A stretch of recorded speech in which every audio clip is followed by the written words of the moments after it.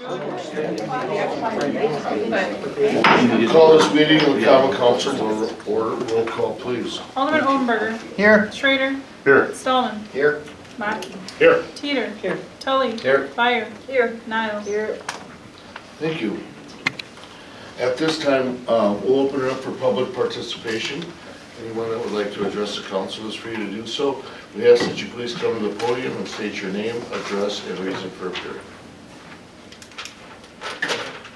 Yes, sir. Hey, Pat Rice, 334 East Dodge Street.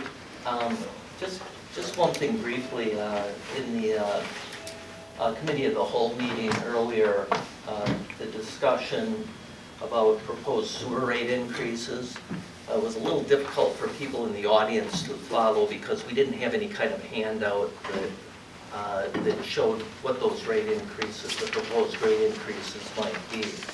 And so I would ask that the sheet, which I got a copy of, that if it was possible to make copies for the audience so that they can follow along as you're discussing that would be helpful.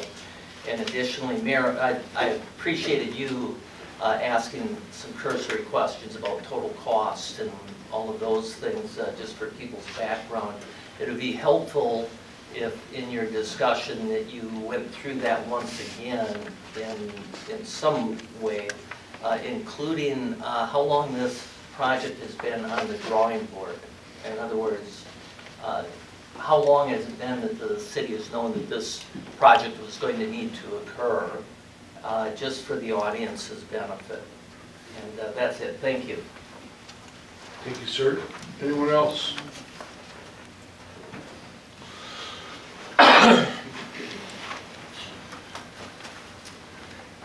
Brad Foskett, 361 East Linden Drive. First, on the parks, thank you to the Parks Department and the Parks Commission for giving us a plan that's acceptable to everyone in the community, and to this board for being able to go back to them and giving us something that we can be proud of in our city. As far as last month, we put in a request to the state for $1 million grant, that we said we would come up with $1 million for that grant, and yet we have explicitly not budgeted for that money yet. I would anticipate that money is going to come from somewhere, and given that we have a need rather than a want with this water treatment facility, I think that we should really be concerned with taking any kind of funds that we have and trying not to burden the taxpayer or raising rates on the city utilities if at all possible. But I do hope that everyone can pass the parks plan as passed by the Parks Commission tonight, and thank you all very much for your time. It's very appreciated that you run the city. Thank you. Thank you, sir.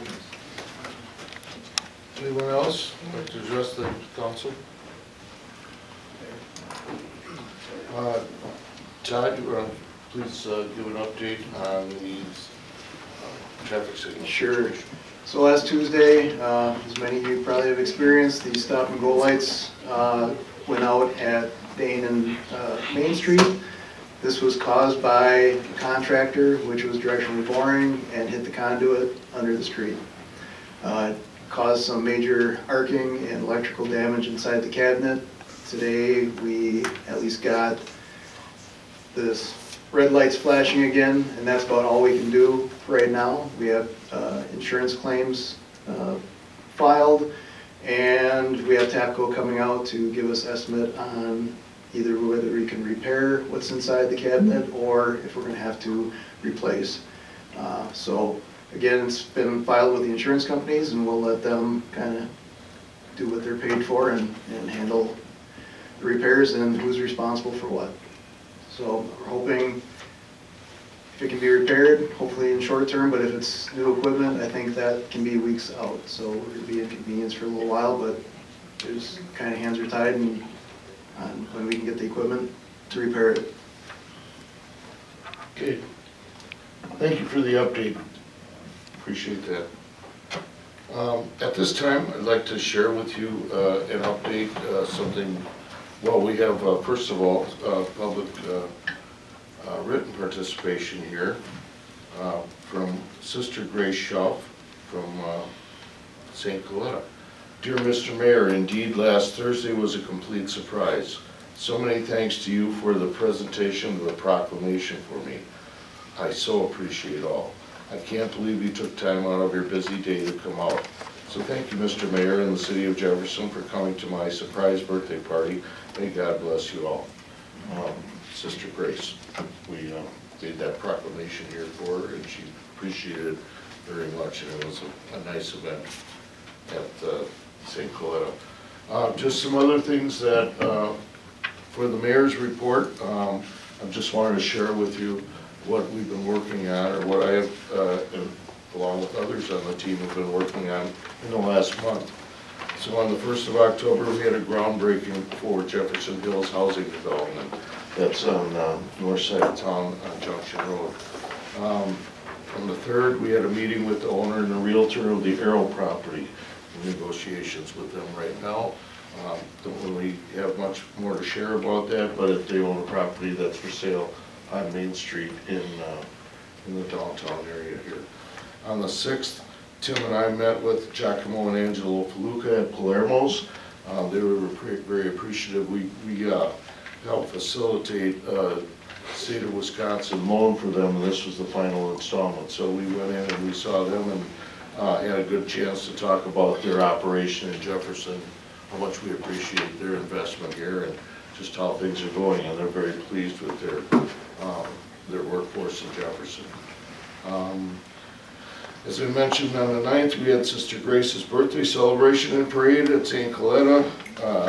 The 10th, the Chamber in Main Street held a beer and seltzer walk, and the Live Music Foundation sponsored one last concert at the City Center parking lot.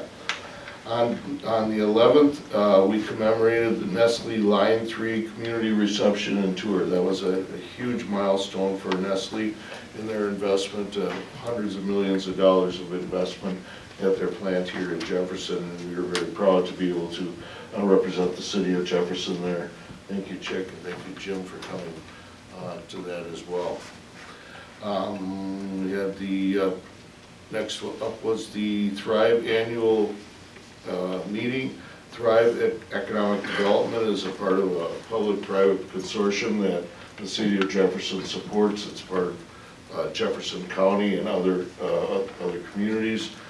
They had their annual meeting at La Vista, and the speakers were excellent. We had people talking, a gentleman from MSOE talking about artificial intelligence and how it's affecting not only our personal lives, but our corporate lives and our lives with city service. We had a tourism commission meeting and council meetings on the 21st. We had our RDA meeting on the 22nd. That's where Administrator Freitag briefs the redevelopment authority on the latest developments, economic developments coming in process in the city. On the 23rd, Wisconsin Manufacturers and Commerce held their annual business day in Madison. I have some handouts. Any of the council members would like to look at that. Fascinating, really fascinating speakers throughout the day, and it was also the culmination of, I don't know if you saw this, but the coolest things made in Wisconsin. Kikkoman made the Final Four this year. They unfortunately weren't the ultimate winner, but they were present at the event, and it was nice to see some of the folks that we know from Kikkoman in Madison. That was an all-day event, and really got a lot out of that. It was not only a fascinating speakers, but a really good networking event.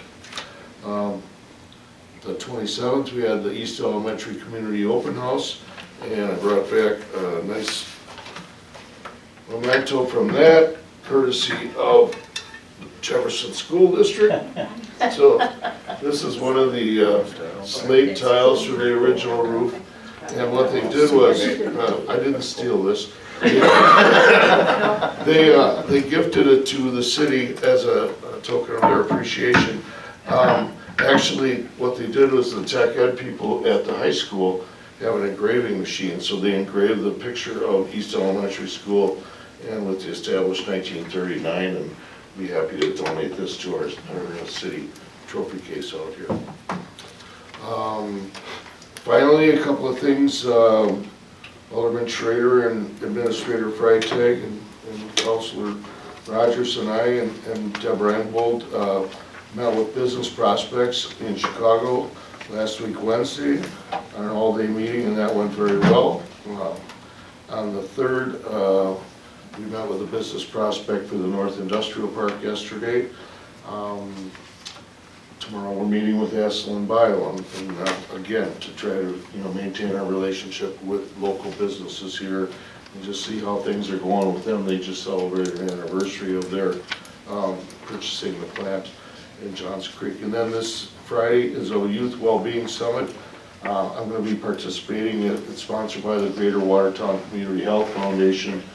And Landon Alvarado is one of the people that is involved in this, and he reached out to me a couple months ago and is basically asking young adults for their opinions on how things are going, what concerns them, and asking for their input in how local government might serve their needs. So I'm looking forward to that. That's an all-day event. And then finally, next week, our friends from Onego Bio will be back in town to talk about their upcoming project in the South Business Park. Just one last thing, it's kind of on a personal level, because some people have asked me recently if I intend to run for re-election. I'm formally announcing my intention to run for re-election in '26.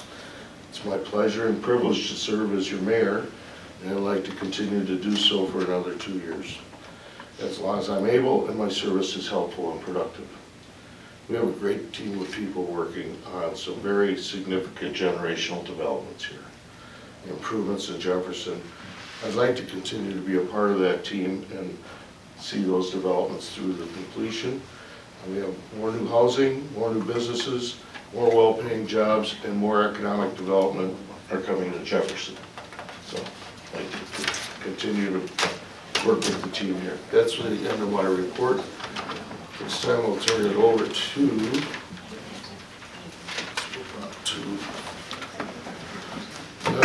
review and possible action on the July 4th, 2026 week of celebration event contracts. We had a presentation at the Committee of the Whole. Plan Commission. I'm sorry. Oh, yeah. Right. Yeah. And does anyone, what we're looking for is an authorization to put the money, to sign the contract basically for the drone show at this time. The fireworks contract has already been agreed on, correct, Mr. Hofer? Fireworks has been booked. The fireworks contract for 2026 will be coming just at the first of the year. It will be, Yes. okay.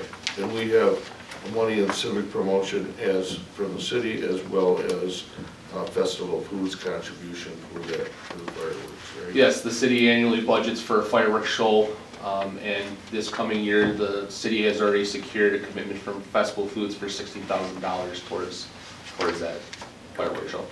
Great. So for those of you who might not have been here for the Committee of the Whole, because 2026 is not only the 250th anniversary of the founding of the Declaration of Independence, it's 190th anniversary of the founding of Jefferson. So we're planning a week of events rather than one single event. But one of the highlights of the week would be a drone show that'll be happening downtown over what is now the Tyson Building, and will hopefully be a vacant lot soon. But that, along with, there will be a series of 4 events, Thursday night, Saturday, Thursday, and the following Friday, leading up to the 4th. But we're looking for council approval tonight to sign the contract for the drone show. Because of the timeliness of it, we have to make a commitment now if we want to do that. The cost is $24,000, and as we mentioned before in the Committee of the Whole, it's our intention to solicit corporate sponsorships for that, and whatever is not covered would be covered by fund balance. You looking for a motion? Yes. I so move the motion. Move. A second. Moved in second. Any discussion? The length of that show again is less than 15 minutes, and the cost is $24,000. Correct.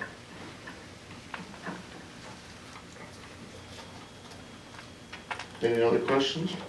And we're also having like a week of celebrations for Mr. Yes, there'll be a patriotic concert on Thursday, the 25th of June, for a regular concert in the park. That would be in cooperation with the Historical Society. That would be celebrating the founding of Jefferson. And also the Daughters of American Revolution would like to be a part of that as well. That would be a patriotic show. This would be a day-long event, culminating with a band in the evening, and then the drone show would be at about 9:30, and the band would come back and play a little afterwards. The following Thursday, there would be another band down in the park and in a state pride. And then the following Friday, it would be Jefferson's First Friday in the Main Street Association and the Jefferson fireworks at the Jefferson County Fair Park. And the Live Music Foundation will be arranging the musical acts for this. Mr. Mayor, the only contract, though, that's at issue right now is the one with regard to the drones, correct? Correct. Any other questions or comments? If not, all in favor of approval of the contract for the drones, $24,000, please signify by saying aye as your name is called, no if you're opposed. Council President Schrader. Aye. Spellman. Right. Matkey. Aye. Teeter. Aye. Tully. Aye. Fire. Aye. Niles. Aye. Holmberger. The lone no. Passes 7-1. Next, we'll move on to a presentation. We have tonight David Coleshield from Vertus Development and Ben Rohr from Van Wall and Associates on the City North Planned Unit Development Plan. Ben? I will give a quick, Dave? good to see everyone, thank you. I'll give a quick presentation. We have, I think, at least one new member, but just to walk through the development plans that we've been working on for a while. It's exciting, we're getting to that goal line. Appreciate the help from Tim and certainly from Ben as we've navigated through the planning commission approvals, which I thought were very useful, and as I said, it's exciting to get where we are right now. So I'll just quickly walk through where we are and where we came from. City North is the name of the development, if everyone recalls. We are looking to activate that northern part of the city. It's kind of the entranceway off of 26. It was the former highway department site that I think was built in the 30s, I want to say, something like that. Some old pictures that show that facility was around and operated until the new facility obviously was put in place. This is just a bird's eye view, kind of an aerial of the what I've always kind of called it's either a ribeye or a pork chop. I can't tell, but that's the site. It's approximately 13 developable acres. What we're looking at is more of an urban development, and that's how it was designed as it relates to the various parcels. We'll have 7 different parcels. They will be market rate townhomes and apartments. We are also involving retail space.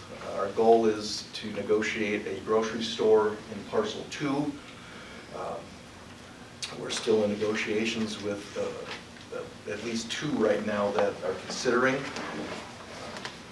It's going to be a project that's going to span probably about 10 years, so it's not like all of a sudden there's going to be all these people all at once. It's going to be a nice phased development, which again we will weave in retail as we determine the need for it.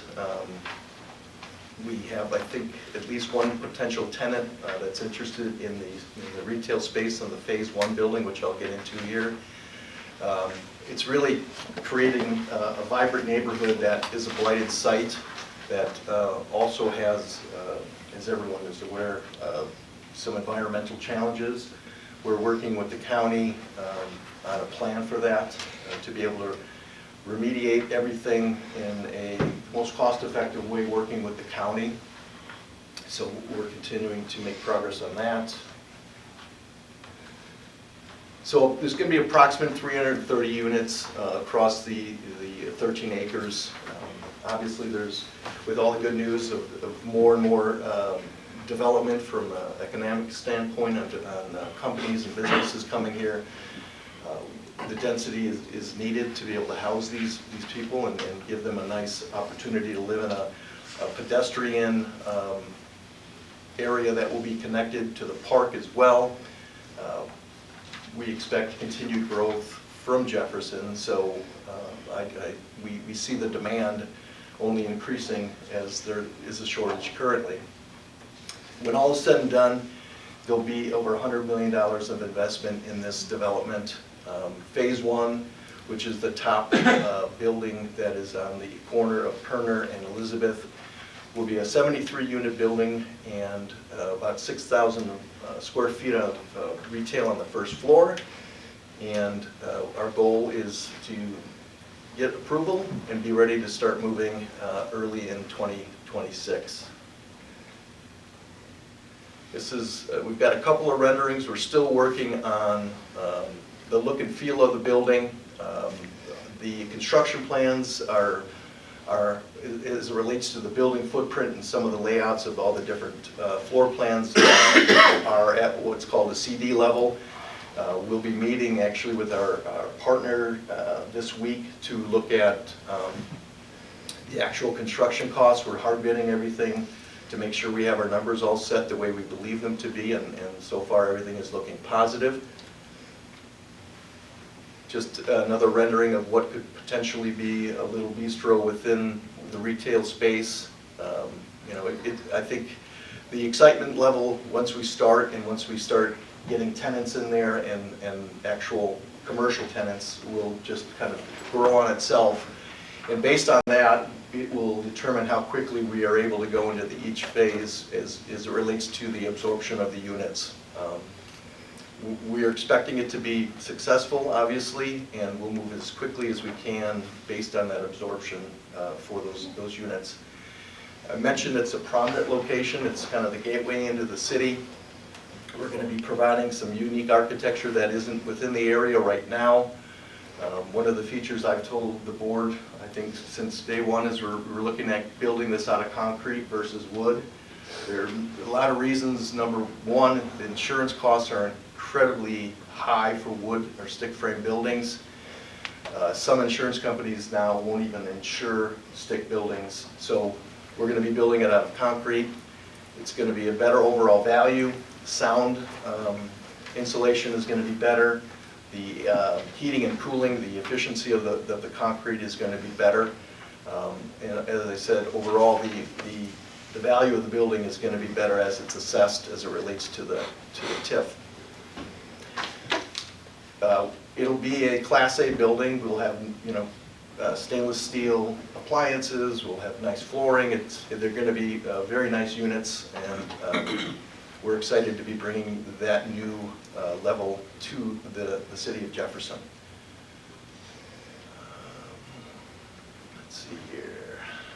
Lastly, we've touched on the growth a little bit, but for those that may not know the real numbers or close to the numbers that I could get, that there's almost $2 billion, if not more, of investment going on in Jefferson County, which is really, really something, and that's come in a very short period of time. So both Thrive, the city, and the county are really to be applauded for their efforts and the success. One of the things that came out through Thrive's recent study for housing in May was that there'll be 200 new households expected annually over the next 5 years. So that's a substantial amount of growth. That's not just, you know, counting one person, you're counting 3, 4, 5. It depends obviously on the size of the household, but there's going to be growth and there's going to be need for the housing. The report also said that the total households in the county are going to exceed 35,000 by 2030, and that's just around the corner. It is the midway point, obviously, between Madison and Milwaukee. We're seeing growth from that Milwaukee, Madison out east-west growth in that corridor. And Jefferson just happens to be perfectly situated in the middle and will experience a lot of that growth. My 2 points below, I wish I was at another point in life where I could have kids, well, at least want to have kids, let's say, because it's an excellent place to raise kids, and it's a great place to live. I'm going to actually, if it wants to work, there we go. So the PUD is coming up next. I'm going to get to that slide. Are you able to open that, Todd?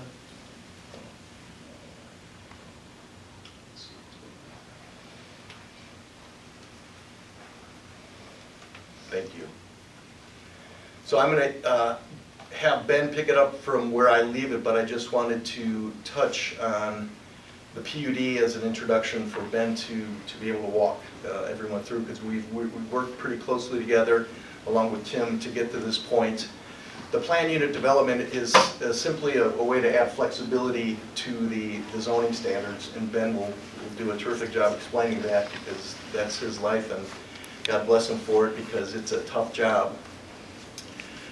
The areas that we're requesting flexibilities that we went through and were approved by the Plan Commission include setbacks of buildings, the density, some of the parking, some building height, and open space.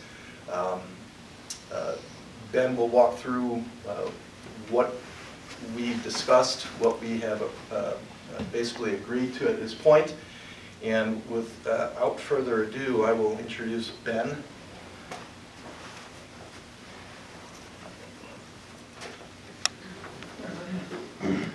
Thank you. For those of you who don't know me, Ben Rohr with Van Wall & Associates. I act as the city's planning consultant. I do a lot more with the Plan Commission than I do with the City Council, but you may be familiar with me and our work in the city over the years. So because of the unique nature of this project, we wanted to do a little bit of explaining up front. What is a plan development? What is this in relationship to this project in particular, what's being requested and what's being asked of you this evening. So if you want to go to the next slide, Todd. Basically, as you all know, every single property in the community has a zoning district assigned to it. This collection of properties that makes up the subject site is currently zoned urban mixed use. And that's a flexible zoning district that does provide a variety of different standards to enable a mixed-use project like this one. However, with a plan development, the opportunity exists for a customized zoning to be applied to the property to fit a customized project that might be otherwise unique to the base standards of the zoning district. So with the plan development, all of the base zoning district standards would still be in place, so that UMU urban mixed-use standard set would be in place. However, if the council granted flexibility from the standards that are being requested this evening, that's where that customized approach becomes the adopted policy on that particular property.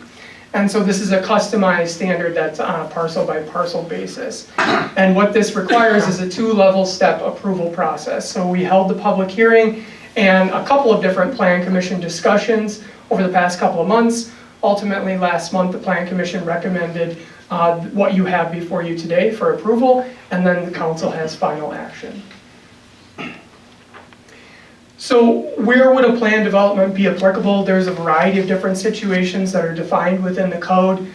Transitional areas where older neighborhoods might meet newer development. Infill, where you have a vacant property that's completely surrounded by existing development. A redevelopment scenario where a former property is blighted or goes out of operation, becomes obsolete, and gets torn down for something different. A special area where it's identified within the comprehensive plan or a corridor, and then an area that needs specific flexibility due to site constraints or a unique development proposal. As you can see, the project that you have before you fits a lot of these various criteria in respect to that element of things. Like I mentioned, this is a two-step process, not only the approval of the general development plan, but there's also a secondary step. So the general development plan is what you have before you today. That is the zoning step. So that sets the parameters for what could be constructed on this particular property. The specific implementation plan, that's the site details. That's your architecture, that's your design, that's your layout, lighting, landscaping, all of those things. That is subject to come before the Planning Commission for each individual phase, assuming that this project continues to move forward. And so that's not what we're specifically reviewing tonight in respect to an individual phase's details. It's really the parameters for the entirety of this property and what could happen over the next decade to come. As David mentioned, there are 7 devoted phases associated with this project. What we've done is delineated the various standards by each individual phase to give the city added control and expectations for what's to come in the future. In totality, 338 dwelling units proposed in those 7 total phases, nearly 50,000 square feet of commercial space and 725 parking spaces. So we talked a little bit, David mentioned a little bit about density. The urban mixed use zoning district's purpose statement talks a little bit about density, and it also talks a little bit about land use, and it really is trying to be a mix of uses. This district was intentionally created to provide opportunities for redevelopment or for infill development, and was designed approximate acreage of 36 units per acre. Now, this is not a standard that is built into the code, it's just a parameter or a framework in which to work from. However, as noted in the previous slide, the density is a little bit below that total threshold. However, as you're looking at the individual standards, which are to come on the next coming slides, there are a couple of items that are being requested for flexibility from that urban mixed use zoning district. And now, we, in 2020 and 2021, tried to envision everything we possibly could with the zoning code rewrite, but we couldn't necessarily envision this exact project. And so that's why a plan development would be necessitated or would be needed for this type of project. So as mentioned, a couple of different requested flexibilities, some from the land use element of things. In the mixed use land use regulation, there's a requirement for a certain percentage of ground floor residential to commercial ratio. They're proposing a slightly different percentage and ratio, and so that is one of the requested flexibilities. In addition to both the townhomes and the apartments, a little bit greater on the flexibility side for the number of units per building. As we showed with the site layout, this is an interconnected site. So there is a need for flexibility in relationship to setbacks. So when you're looking at the site in totality as a site plan today, the parameters in which we're working within, there's building orientations that are a little bit different than what would be a standalone, separate, singular site development. And that's where some of these setbacks come into play. The same with the parking. This is intentionally being constructed in a way that it's supposed to be an interconnected situation for those attending or those living in the property to be able to park in a variety of different areas, those being able to go to the various commercial or other destinations within the site. And then height also being asked for a flexibility in respect to the 45-foot height limit that's in the zoning district right now. So in the table on the next slide, Todd, I'm not going to go through everything on here, but this is basically what's being requested as part of the flexibilities. That's a different ratio for the ground floor commercial, like we talked about, a higher number of units per building than would otherwise be permitted. Some of those smaller setbacks, like we talked about, the height. One thing I will note, when this zoning district was created, the intent was to enable a 4-story structure. That is what they're proposing. The only variability that they're asking for flexibility is in relationship to the physical height of the structure from 45 feet up to 53. And this is for 2 reasons. One, the ground floor of a mixed-use building requires a higher floor-to-ceiling height to enable the HVAC and other systems that go into a commercial ground floor. So while the 45-foot height limit was designed for like an 11-foot floor-to-ceiling, on that ground floor, they're probably looking at something like 14, and that's going to increase the total size of the building, in addition to a little bit of flexibility for architectural elements on the roof or parapet type of thing. The 0-foot pavement setbacks, as you'll see, there's an interconnected private drive throughout the property that's proposed, and so that necessitates the 0-foot setback for the pavement. And then parking.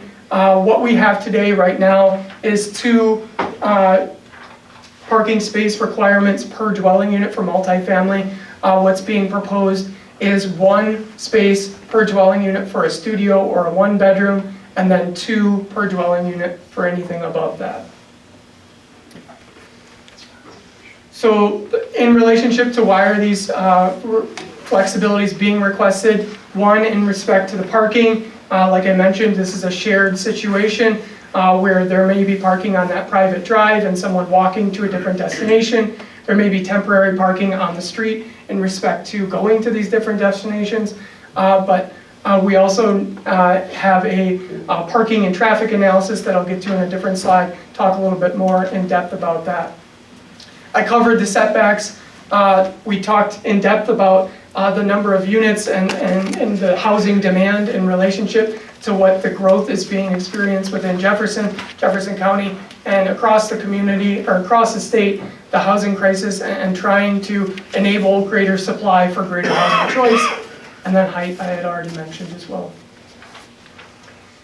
So for when this project was originally being conceptualized and working with staff, one thing that we requested due to the scale and size of this project was a traffic impact analysis that included also a parking analysis. So a third-party consultant put together a traffic impact analysis that was reviewed by myself, Todd, and the village or city engineer. What it found is that the existing road network and intersections have the capacity, basically the infrastructure has the capacity to facilitate the additional traffic that will be increased by this development. But don't get me wrong, it's going to be different than what it is today in respect to the volumes of traffic associated with a project of this scale. However, you know, that the study found that there's sufficient amount of infrastructure to facilitate that. Additionally, there'll be some additional work to be done with the railroad in coordination in respect to Main Street, which would be occurring with phase 2 and the details associated with that. Finally, the parking.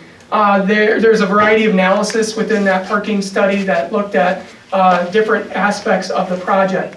One being where peak demand would be in respect to the hours and the time of day and the time of week. And so one of the aspects of this mixed-use project is you're going to have off-peak time in demand of parking. So for the commercial, that peak might be noon on a Saturday, for example, the most people going to the grocery store, the most people going to the restaurant. But for a residential, that highest peak is usually at night when everybody is home and situated in their given unit. And so it's hopefully going to provide a balance in respect to the parking that's out there and proposed. So what the study found is about 500 is the peak that it estimated at those times. There's 700 total provided. Additionally, I looked at national averages in respect to other properties that have been developed and what those actual demand numbers look like for individual units. And so like I talked about, the standard that's in the zoning code right now of 2 spaces per unit is a little bit higher than what we see from the national averages at about 1.25. But what's being provided in this development is about 1.8. So we're balancing those different things in respect to what's being requested. And then another component of all multifamily development is the number of vehicles per unit is different. A one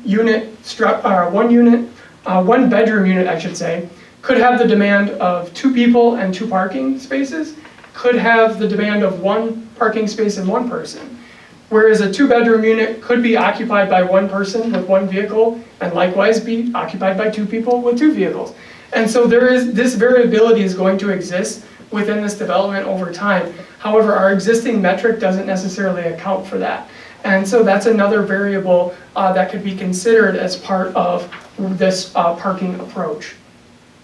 Finally, when we analyzed the parking standard demand in respect to what the parking analysis found, there was one phase that was short in respect to that metric that is proposed before you today, and that was with phase 1.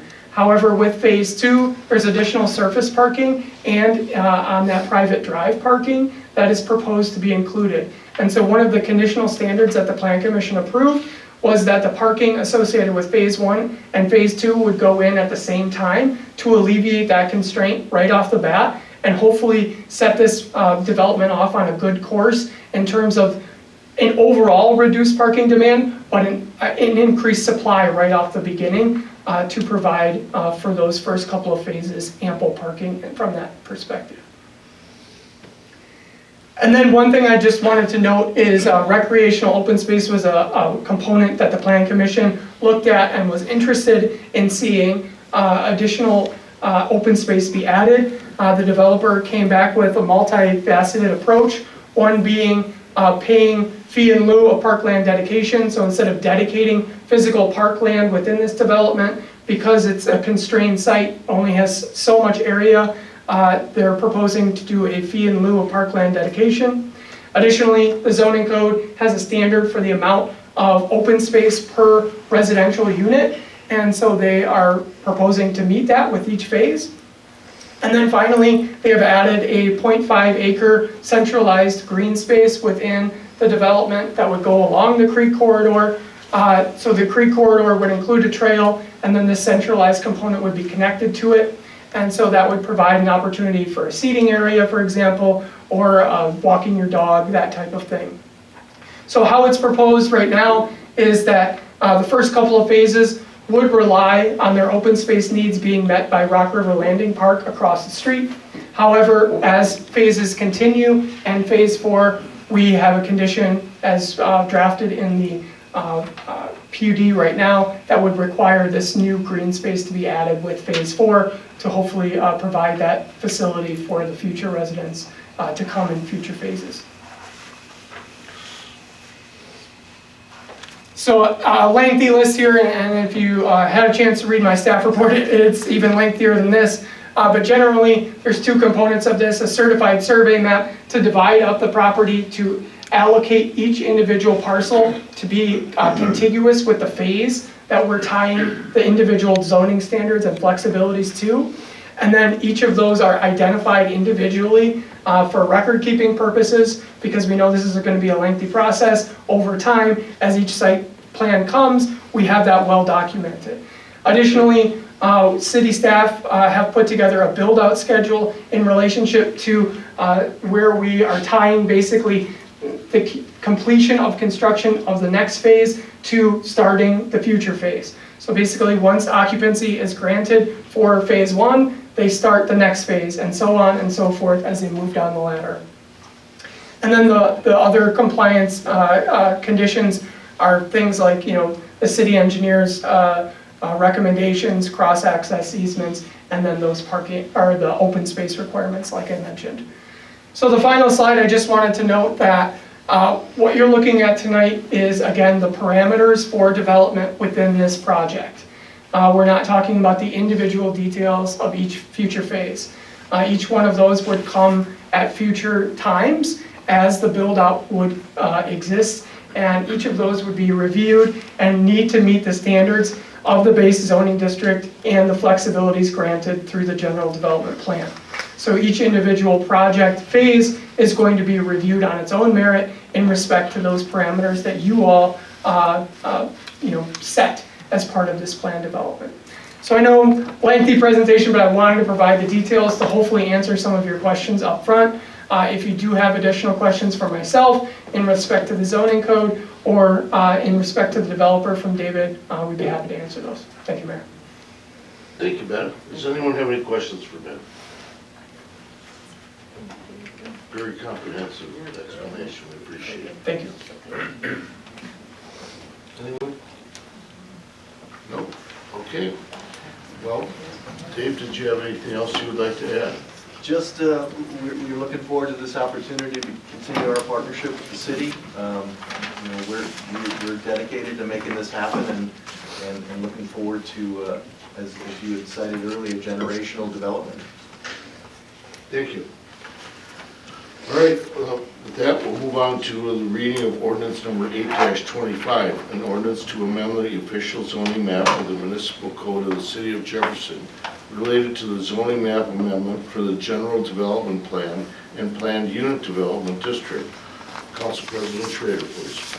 Mr. Mayor, whereas there has been a request submitted by City North Development LLC, the developer, for an amendment to the city's zoning map, and whereas the city's plan commission held a public hearing to consider the developer's request for approval of said request, and whereas the plan commission has determined that PUD is in compliance with all requirements of the city's ordinance, provided that the conditions of approval set forth below have been met in full by the developer, and whereas the city council has reviewed the staff report to the plan commission and has considered the plan commission finding that the PUD is in the best interest of the city and should be approved.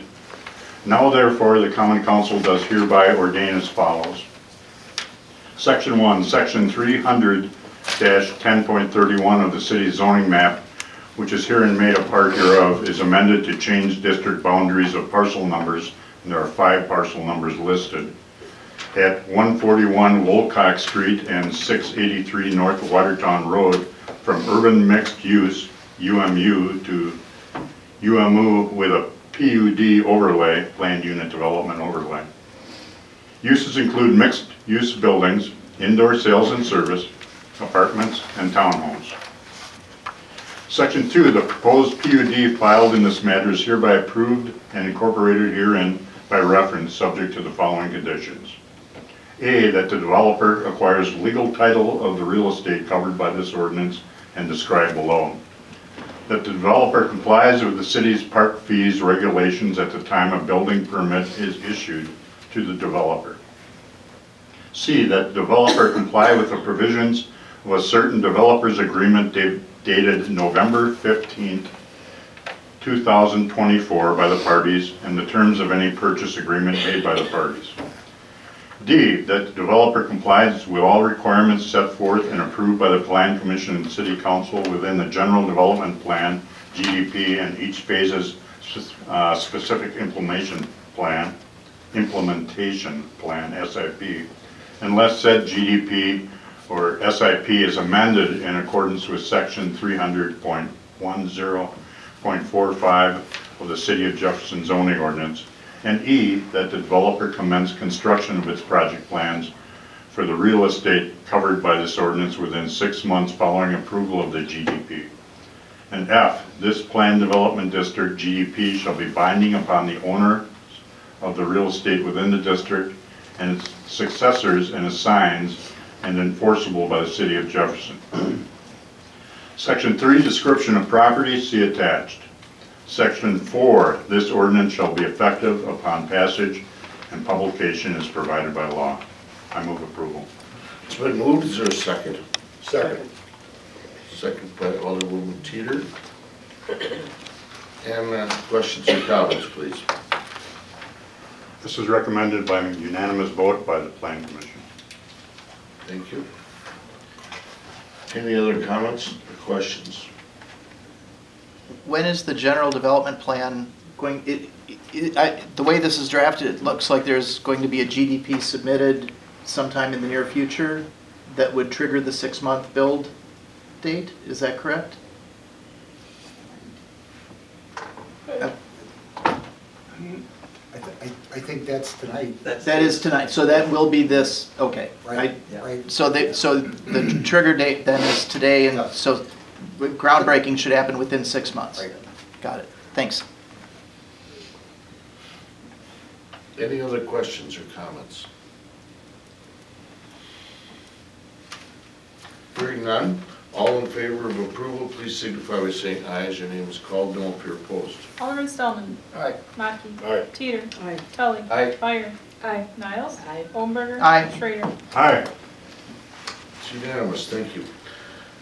Ordinance number 10-25, an ordinance to amend section 230-5 of the City of Jefferson Municipal Code related to the wastewater rates for the City of Jefferson. For a first reading, Alderman Tully, please. Thank you, Honorable Mayor Opperman. The Common Council of the City of Jefferson, Wisconsin do ordain as follows. Section 1, Section 230-5 is hereby amended as it relates to wastewater rates for the City of Jefferson. Section 230-5, amount of user charges, has been amended on October 18th, 2005 by Ordinance 1605 and by Ordinance 1705. Again on March 18th, 2008 by Ordinance number 3-08. On May 18th, 2010 by Ordinance 6-10. November 13th, 2012 by Ordinance 14-12.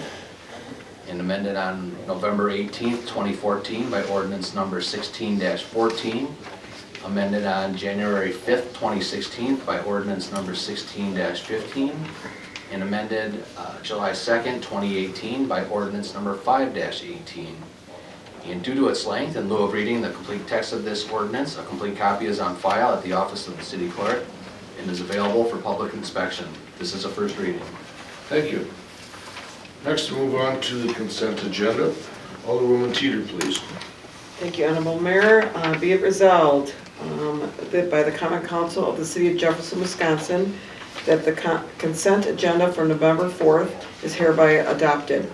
Vouchers payable for the November payables in the amount of $365,783.08. Payroll summary for October 31st, 2025, amount of $216,287.87. Council minutes from October 21st, 2025 of the Common Council, and license approved today by the Regulatory Committee included one new 2-year operator's license for the Jefferson BP. I would so move. Been moved, is there a second? Second. Second by Alderwoman Byer. Any discussion? Who's approved by regulatory? Thank you. Anyone else? Questions or comments? Hearing none, all in favor of tonight's consent agenda as presented, please signify by saying aye as your name is called. No one opposed. Alderman Mackey. Aye. Teeter. Aye. Tully. Aye. Fire. Aye. Miles. Aye. Holmberger. Aye. Schrader. Aye. Stallman. Thank you. Resolution number 60, a resolution to approve the revised Stop Block Park concept plan and amend the City of Jefferson's comprehensive outdoor recreation plan. Alderwoman Niles, please. Thank you, Mayor Opperman, citizens of Jefferson, council members. City of Jefferson Resolution Number 60, a resolution to approve revised Stoutenbach Park concept plan and amend the City of Jefferson Corp. Whereas the City of Jefferson Common Council adopted the Comprehensive Outdoor Recreation Plan, called CORP, on August 19, 2025, providing a long-range vision for park and recreational facilities and services in the community. And whereas on August 19, 2025, the Common Council motioned to approve and amend the adoption of the CORP, removing portions of the Stoutenbach Park concept plan and referring it back to the Park and Recreation Commission for review and possible revision. And whereas in response, the Park and Recreation Commission held a public workshop on September 22, 2025, and provided an online community engagement portal to collect public comments, reviews, and suggestions during the concept plan's review period. And whereas, following public input and consideration, the Park and Recreation Commission, in its October 2025 meeting, approved a revised Stoutenbach Park concept plan and recommended the plan for the Common Council's final approval. And whereas the revised Stoutenbach Park concept plan aligns with the goals and objectives of the city's adopted CORP and represents the community's vision for future park development and improvement. Now therefore, be it resolved by the Common Council of the City of Jefferson, Wisconsin, that the Stoutenbach Park concept plan is hereby approved and that the city's comprehensive outdoor recreation plan, called CORP, is hereby amended to include the Stoutenbach Park concept plan as an official component of the plan. I so move. It's been moved. Second. And seconded by Council President Schrader. Any questions or comments from the council? This was approved at the Park Commission. Thank you. I just would like everyone, thank all the citizens, Parks and Rec, and our Parks Director for all their hard work. Thank you. I would concur with Alderwoman Byer and her comments. Thank you to the citizens for coming out and letting us know your thoughts. Okay, anyone else? Hearing none. All in favor of resolution number 60, please signify by saying aye as your name is called. Now if you're opposed. Alderman Teeter. Aye. Tully. Aye. Fire. Aye. Niles. Aye. Oldenburger. Aye. Schrader. Aye. Stallman. Aye. Mackey. Aye. It's unanimous. Thank you. Thank you for coming and your input. Resolution number 61, a resolution authorizing a memorandum of understanding between the City of Jefferson and Gorman and Company, LLC, regarding One Rock River Road redevelopment project. Alderman Oberdenberger, please. Thank you, Mr. Mayor, members of the Common Council, citizens of Jefferson. Whereas the City of Jefferson, known as City, and Gorman and Company LLC, known as Gorman, have discussed entering into a non-binding memorandum of understanding that creates a framework of cooperation between the two parties regarding the redevelopment of the former Tyson manufacturing facility located at One Rock River Road and potentially adjacent parcels. And whereas the City of Jefferson, as current owner of the property, intends to ready said property for future redevelopment. And whereas the city will undertake initial due diligence on the property, including surveying, geotechnical analysis, environmental testing and remediation, demolition of improvements and floodplain management.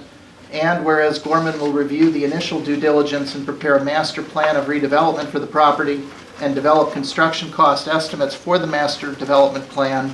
And whereas the parties agree to work cooperatively together in the preparation of applications for any additional sources of funding that may be necessary to accomplish the redevelopment of the property, now therefore be it resolved by the City Council of the City of Jefferson, Wisconsin, that it herein authorizes a memorandum of understanding between the City of Jefferson and Gorman and Company LLC that establishes a non-binding framework for the redevelopment of property located at One Rock River Road.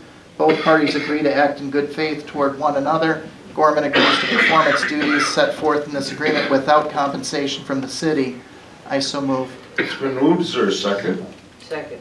Second by Alderwoman Niles. I'm going to call on Administrator Freitag to give a brief description of the proposed memorandum. Sure, for you folks, I think we talked about this at the last meeting. I think Ted Matcom from Gorman attended that meeting. The guts of what you're doing tonight, the agreement is, this is a non-binding arrangement. Either the city or Gorman can get out of it with notice for no cause. 1 year deal, it can be extended for 1 additional year. Here's why it's important, I think, to the city, certainly to myself, is this project is really complicated, right? It's got it all. You got demolition of a large property, you got floodplain management issues, you got environmental contamination, you got a lot of stuff in the ground over there that hopefully not all of it will need to come out.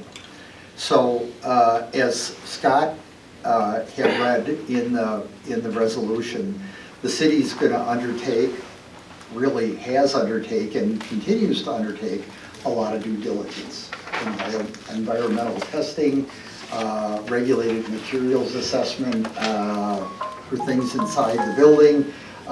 It is doing floodplain management engineering. It's doing geotech to look at the soils of the property to see what type of development those soils are capable of supporting, as well as some other things. Our goal is once those are done, and those are being done on our dime or with state grant assistance, we will share that information with Gorman. They will take that information and they will develop a master development plan. So based on what we would like to see, that we've talked about that vertical development before, they will try to locate buildings on the property. That's important because that's going to be the most effective way for the city to deal with the DNR, because we have to get closure on the site environmentally. And then we have to deal with FEMA and the DNR to remove the property from the floodplain. And having that master plan of development, that would be our guide, I think is the best way to do that. And as I said before, it may very well be, we may just abandon and leave certain things in places if they don't interfere with a building pad location. There's a lot of water main, there's a lot of water laterals, there's a lot of sewer main. Some of that stuff may remain in place forever, and it just isn't taken out, but it's hard to deal with that unless you have a pretty good idea of where buildings ultimately are gonna be sited on property. I would say this, the city has no obligation to use Gorman as a developer, but they are someone that does what I think we're interested in really, really well, and they're interested in pursuing that. I've met with a lot of people down there, and they're just not interested in that vertical development concept. So the city ultimately could, as this moves down the road, negotiate a development agreement or an arrangement with Gorman, but this doesn't do that, and it doesn't obligate either party, quite frankly, from doing anything more than basically what Scott read into the resolution. Thank you, Tim. Does anyone have any questions of Tim? Quick question for Council Rogers. Is there anything under this that would obligate the city to do any of these acts, such as environmental remediation? Absolutely So we not. have an absolute, It's non-binding. if it comes back that it looks bad and we decide to just grass over it, we can Get out. walk, so to speak. Okay, thank you. Any other questions or comments? Hearing none. All in favor of resolution number 61, please signify by saying aye as your name is called. No if you're opposed. Alderman Tully. Aye. Fire. Aye. Miles. Aye. Hohenberger. Aye. Schrader. Aye. Stallman. Aye. Matkey. Aye. Teeter. Aye. It's unanimous. Thank you. Resolution number 62, a resolution accepting the resignation of Municipal Judge Joanne Miller. Alderman Matkey, please. Thank you, Mayor Opperman. Resolution number 62, whereas the mayor and the city administrator recently received notification that Joanne Miller has resigned her position as municipal judge prior to the completion of her term in office. Now, there be resolved by the Common Council of the City of Jefferson accepts the resignation letter of the municipal judge. I would so move. It's been moved. Is there a second? Second. Second. Any questions or comments? Just like to thank Joanne Miller for her hard work for the city of Jefferson. Certainly. We thank Judge Miller, and we appreciate it.